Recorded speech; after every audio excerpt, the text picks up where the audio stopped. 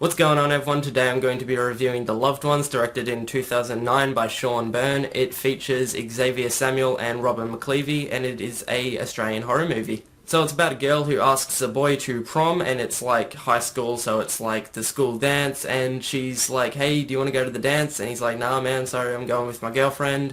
And later, he's just sort of sitting down, just chilling, and someone just sneaks up behind him with, like, I'm assuming chloroform and like with a cloth, and just like grabs him, just sort of suffocates him and pulls him into the back of their ute and drives off. So you're probably thinking, well, that's pretty messed up. And yes, this movie is very messed up. So then later his girlfriend gets home, she's like, oh yeah, I'm ready for the dance, and his mom's like, yeah, I don't know where he is, I haven't seen him for ages. She's trying to call him and his phone's been smashed. And it cuts to the car and like the night time, and it's driving, and then it's sort of on the ground, like the camera's set up sort of looking up at the car, and the car sort of drives past like a dead rat or like a raccoon or something.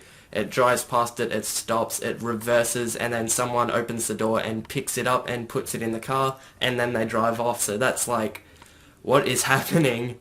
And it has the protagonist like open their eyes, they're sort of really startled, they're really dizzy and confused. He's got his hands tied behind the chair like in rope, he's got his feet tied to the chair in rope, the chair is like nailed to the ground so he can't move. And he's at the end of like a kitchen table, he's just struggling, he's like really confused as to what's going on, because all of a sudden he's just woken up in this stranger's house. And it has opposite him on the other end of the table the girl's dad, who's just sort of in this really fancy tuxedo. He's just sort of smiling and staring at him. So if you didn't pick up on it, that chick who asked him out is a psychopath. She has kidnapped him. She's going to just torture the crap out of him. The torture in this movie, oh god. It is cringeworthy at moments. Like, there's a moment where she's got this needle and she's like injecting it into his neck so he can't talk, and he's just screaming, or he's trying to scream, and they're just laughing, and that is just insane. This movie is messed up. So I recommend you see this movie with your grandparents and your family, because it is just a family movie. It's got fun, happy laughter, and cupcakes, and it's just bright colours, and it is a good time to watch with your family. That is sarcasm. Do not watch this with your grandparents. They will vomit. So there's a moment where he climbs up this tree, and her dad are just piffing rocks at him, and he falls and lands on the car. He wakes up and he's got his socks, like his socks and shoes aren't on his feet. The dad is holding a friggin' hammer and a chisel. It's like, this movie is so messed up. And it's an Australian horror movie, which I've noticed with Wolf Creek and this movie, they really don't hold back on the violence.